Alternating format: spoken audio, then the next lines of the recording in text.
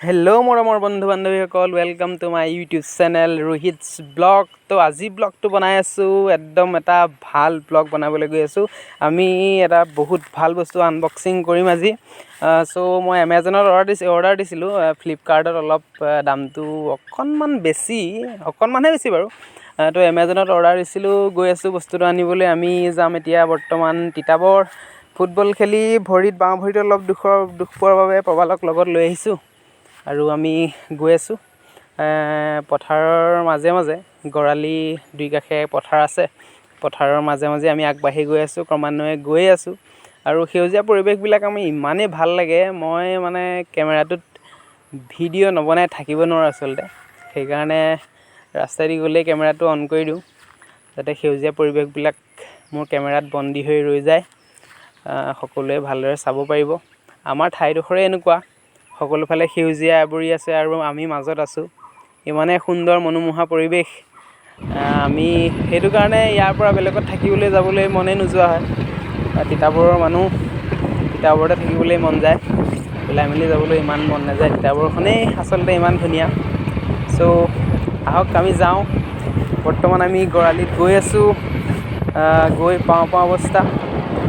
বস্তুটো আহিব নোৱাৰিলে, এমাজনৰ ল'ৰাজনে ফোন কৰিছিলে। সো আমি গৈ আছো আনিবলৈ। পাওঁ বৰ্তমান এতিয়া দলঙত উঠিম। আৰু ৰাতি বৰষুণ দিয়াৰ ফলত নদীত লাহে পানী বাঢ়িবলৈ ধৰিলে। এয়া কাছজান দলঙত আমি উঠিছোঁ, বিবিজান হৈ সোমাই দিম। নদীত পানী বাঢ়িবলৈ আৰম্ভ হৈছে। সো আমি গৈ আছো, গৈ বিবিজানৰ ভিতৰেদি আমি যাম। বিবিজানৰ ভিতৰেদি গৈ আমি নৱালি ওলাম, তাতে আমাৰ আছে বস্তুভাগ। সো আজি ধুনীয়াকৈ আপোনালোকৰ আগত এতিয়া কি আনিবলৈ গৈছোঁ সেইটো নকওঁ। এয়া পালোহি। মই নিজে ৰিচিভ কৰিছোঁ, প্ৰবালৰ হাতত কেমেৰা আছে। সো প্ৰবালে ভিডিঅ' কৰোঁতে সহায় কৰিছে, ভিডিঅ' দিব দাদাজনে। সো ল'ম আৰু এয়া হাতত ল'লোঁ। এয়াই হৈছে আজি বস্তু, আৰু ঘৰত গৈ আনবক্সিং কৰিম। সো ঘৰ আহি পালোহি, বহুত গৰম। আৰু আহি ঘৰৰ ডাইৰেক্ট পিছফালে আহিছোঁ। কাৰেণ্টটো গুচি গ'ল। কাৰেণ্টটো গুচি যোৱাৰ কাৰণে মানে একদম গৰমত থাকিব পৰা নাই। জাষ্ট কাপোৰকেইটা সলাইছোঁ আৰু পিছফালে আহিছোঁ আনবক্সিং কৰি। মোৰ মানে হাঁহি মোৰ একদম অৱস্থা বেয়া হৈ গৈছে। মই কি ক'ম মানে আপোনালোকক, মই একো ভাবি পোৱা নাই। বস্তুটো আনি পিনে ঘৰৰ ভিতৰত আনবক্সিং কৰিম বুলি থৈ পিছফালে মুখ হাত ধুবলৈ আহিলোঁ। তাৰপৰা গৈ দেখিছোঁ দেউতাই গোটেই একেবাৰে খুলি মেলি আগতীয়াকৈ ৰেডিয়ে হৈ গ'ল। সেইটো কাৰণে মানে আনবক্সিং কৰোঁতে লাগিল খেলি কথাটো এইটোৱে। সো বস্তুটো মোৰ এতিয়া হাততে আছে, বহুত এটা ভাল বস্তু। মানে হাঁহি আমাৰ ঘৰৰ গোটেই মানুহ পাগল হৈ গৈছে। তো আনবক্সিং কৰিম বুলি আনিছিলোঁ, লগত মোৰ আছিলে লগৰ দুটামান। ইহঁতো হাঁহি একেবাৰে অৱস্থা নাইকিয়া হৈ গৈছে, মানে কি কওঁ আৰু। সো আনিলোঁ, বস্তুভাগ আনিলোঁ, বহুত ভাল বস্তু। আনবক্সিং কৰি আপোনালোকক দেখাব নোৱাৰিলোঁ পেকেটটো খুলি। সো মই আনিবলৈ গৈছিলোঁ এইখন আছাম ইয়েৰবুক 2021। যিহেতু 1 লাখ চাকৰি দিয়াৰ কথা কৈছে, তো অকণমানতো চেষ্টা কৰিব লাগিব। কি হয় নাজানো, সকলোৱে চেষ্টা কৰিছে। সো ময়ো চেষ্টা কৰোঁ বুলিয়েই আনিলোঁ। একো নাই, চেষ্টা কৰাত কি যায়, সকলোৱে চেষ্টা কৰিছে, ময়ো চেষ্টা কৰিম। সো আহক কিতাপখন আমি কেনেধৰণৰ অলপ চাওঁ আৰু। সো মোৰ হাতত দেখিছে আপোনালোকে অসম ইয়েৰবুক 2021।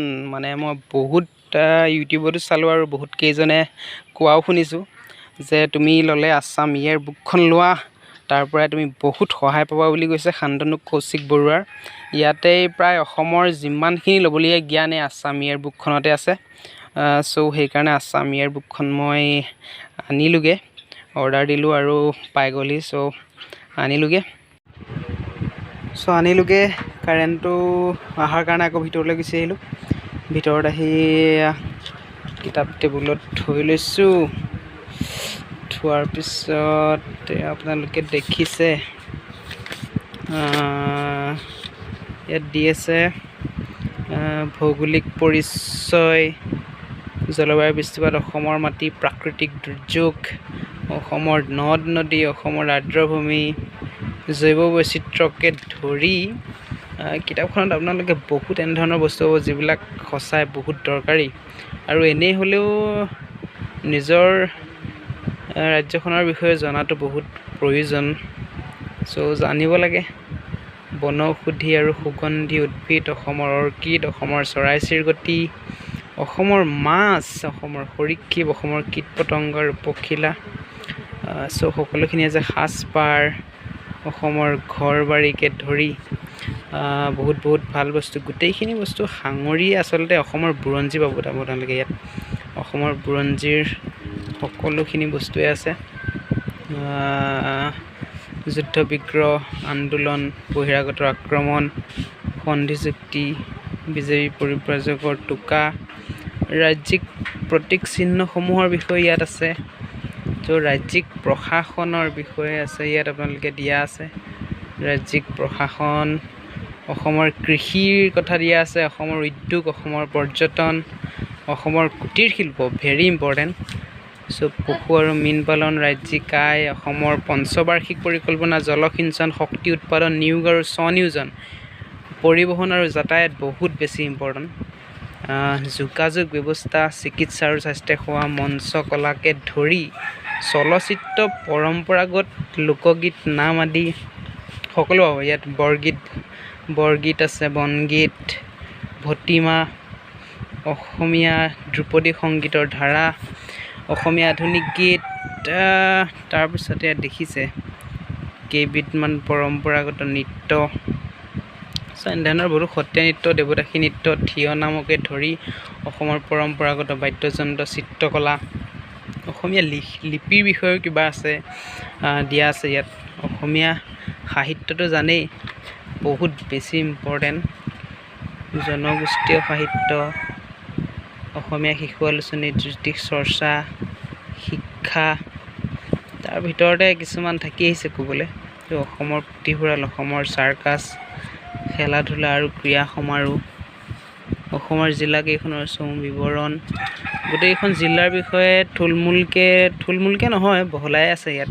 মই ভিতৰলৈ ইমান যোৱা নাই এতিয়া, লাহে যামহে। ইয়াত আৰু বহুতখিনি এনেধৰণৰ জ্ঞান আছে যিসমূহ আমি হয়তো আজিলৈকে পোৱাই নাই।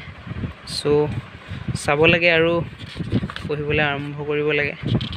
সকলোখিনি আছে, গোটেইখিনি প্ৰসংগসূচী ইয়াত আছে। আৰম্ভ হ'ব অসমৰ ভৌগোলিক পৰিচয়ৰ পৰা। পৰাপক্ষত মই আপোনালোকক আৰু কিছুমান এনেধৰণৰ ক'বলৈ পিছৰ ভিডিঅ'ত চেষ্টা কৰিম। আহক আমি আৰু অলপ আগবাঢ়োঁ। এয়া আমাৰ ঘৰৰ পিছফালৰ পৰিৱেশ আপোনালোকক দেখাইছোঁ। যিহেতু পৰিস্থিতি বহুত বেয়া, এবাৰ আগফালে, এবাৰ পিছফালে, এবাৰ আগফালে, এবাৰ পিছফালে, ঘৰৰ ভিতৰতে সোমাই আছোঁ আৰু। এয়া দেখিছে চাৰিওফালে সেউজীয়া,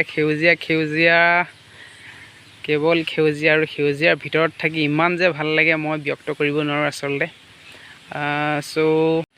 আপোনালোকক দেখালোঁ আছাম ইয়েৰ বুকখন, আৰু আকৌ ঘৰৰ পিছফালে আহিলোঁ। কাৰেণ্টটো আমাৰ ইয়াত বহুত বেছি অলপ দিগদাৰ দিয়ে। আকৌ পিছফালে আহিলোঁ, আৰু পিছফালে আহি বতাহত বহুত ভাল লাগে। আপোনালোকে জনাব আচলতে কিতাপখন যদিহে আপোনালোকে কোনোবাই আগতীয়াকৈ পঢ়িছে, অলপ চলপ মোক আইডিয়া দিব কিতাপখন কেনেধৰণে পঢ়িলে আচলতে উপকৃত হ'ব পাৰি। পৰিস্থিতি বহুত বেয়া, আপোনালোকে নিজেও সাৱধানে থাকক, আঁতৰৰ বেলেগৰ পৰা অলপ ডিষ্টেঞ্চত থাকক, মুখত ওলাই গ'লে মাস্ক পিন্ধি থাকক, চেনিটাইজাৰ ব্যৱহাৰ কৰি থাকক। ভিডিঅ'টো লাইক কৰক, শ্বেয়াৰ কৰক আৰু কমেণ্ট কৰি যাব। আপোনালোকৰ ছাপোৰ্টৰ অবিহনে আগবাঢ়ি যাব নোৱাৰিম। আজিলৈ ইমানেই। Take care and bye by.